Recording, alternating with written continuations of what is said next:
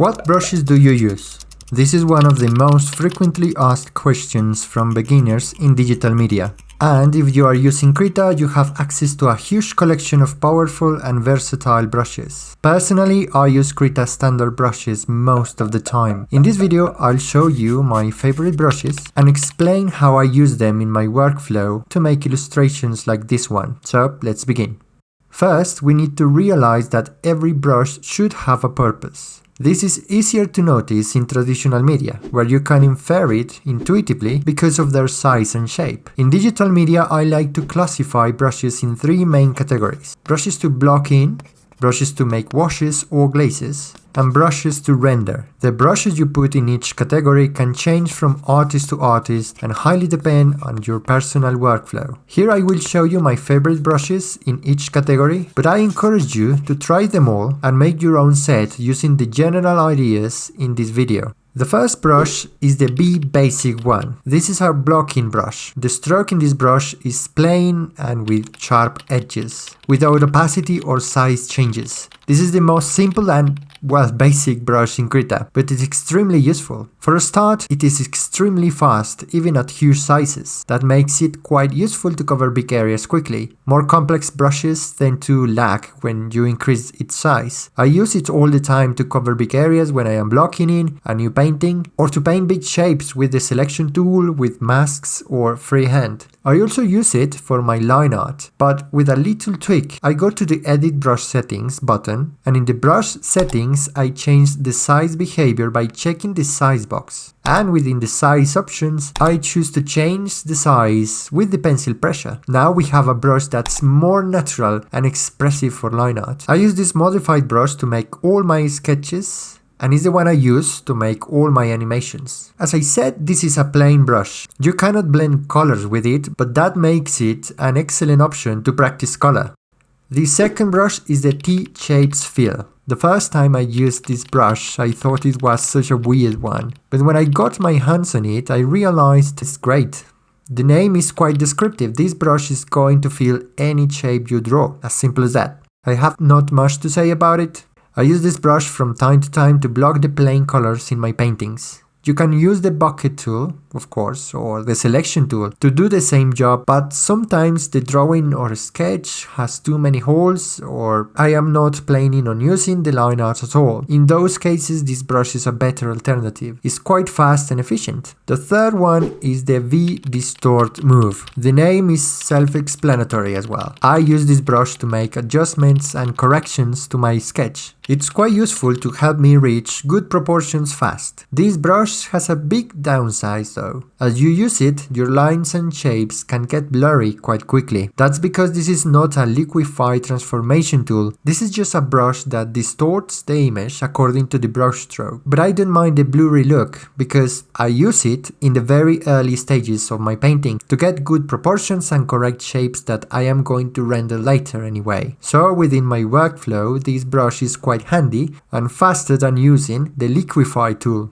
The fourth one is the famous Airbrush. This is one of the most versatile brushes ever. I mean, who doesn't know the Airbrush? This is a brush with soft edges that changes opacity by pressure. It can be used in so many ways. I know artists that use it to do line art. You can use it to paint, to blend, but my favorite thing to do with this brush is to do washes or glazes. I don't use the airbrush to color, but to modify my blocked-in colors. I can reach my final colors and values quickly using my airbrush to adjust both. I start with shadows with the airbrush in multiply mode, then I change to luminosity, say blending mode, to make highlights. I love that blending mode because it creates nice color transitions in edges for free. Now, the fifth brush is my favorite. The brush of brushes, the mighty wet brush, the eye wet textured soft. If I could use only this brush, I'll be happy. It's the king of brushes, the brush to rule them all. This is a brush with somewhat hard and broken edges that can be softened, changing its opacity by pressure. It's also a wet brush, meaning that every stroke is going to mix with what you already painted. You can smear the paint and mix colors quite easy. You can make the strokes as hard or soft as you like. This is my main brush and the one I use to render. I control edges and textures with this brush, So let's see this one and the rest in action. But before that, some special mentions of extra brushes I use here or use from time to time. These are not brushes that I use a lot because I use them for very quick and specific things, but they are important and I like them a lot.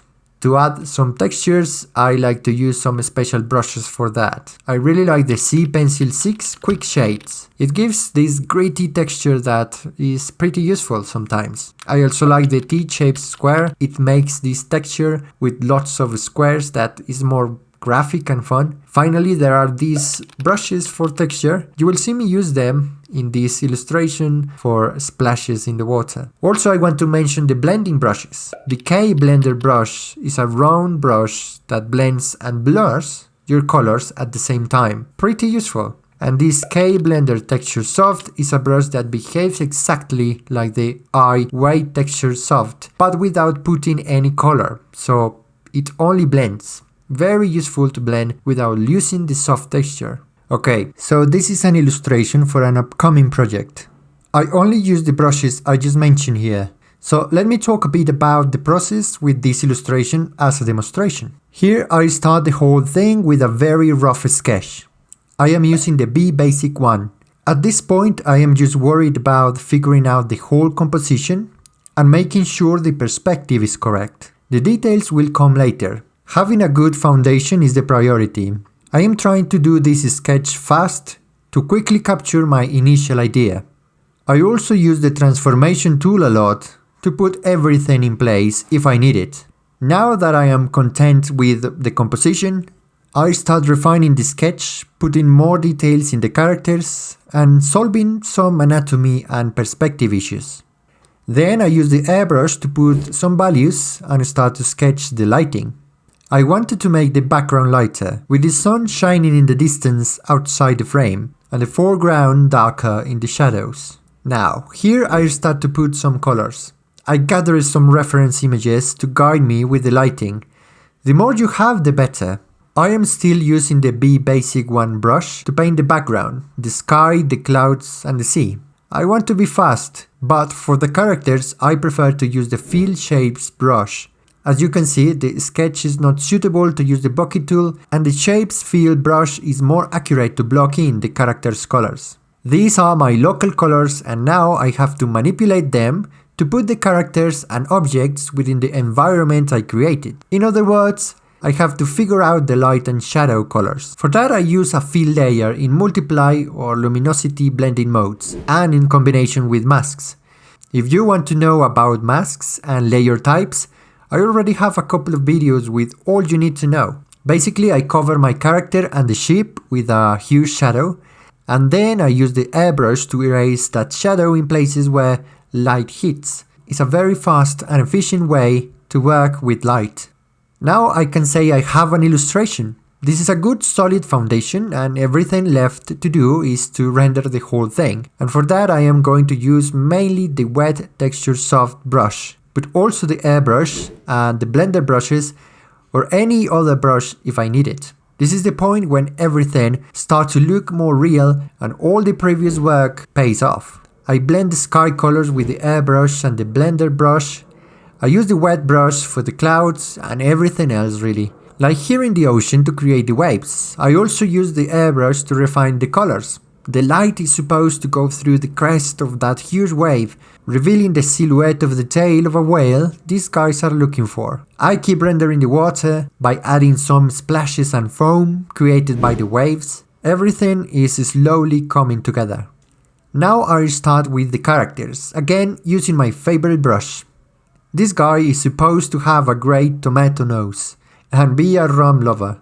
The sun is hitting him on the side, so I'm trying to sculpt the shapes by adding those lights and deep shadows. Here I use the airbrush to glaze over the ship and put some light between the ship and the characters. This is going to separate them and give the illustration more depth. Now I already put some details here in the ship and it's time to make the moon. I make the shape with the basic one brush and then I use the airbrush and the blender brush to give it that ethereal look. I'm also putting some stars in the sky. And after that, the final details, some buttons and it's done.